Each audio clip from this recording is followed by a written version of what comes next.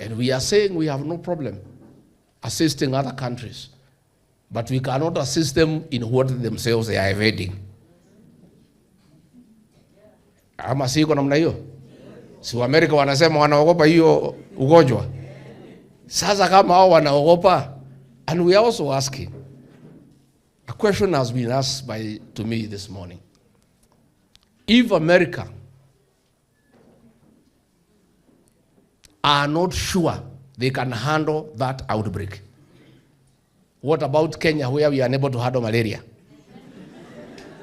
What about Kenya, where we have no equipment to deal with kidney failure?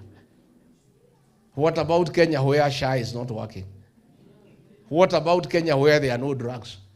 If America, the way it is established, they have the best working health system in the world, to an extent that medical equipment in America, even hospital beds and other equipment like MRI scanners, they only keep them 2 years.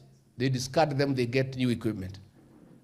If they are that advanced and they lack confidence that they can handle that Ebola, what about our country here? Na sida shida tuko nazo. Hata hapa Kenyatta National Hospital gloves hakuna. Hata GV inakosekana. Hata chakula ya wagonjwa hakuna. Sasa Ebola mtawezana naye?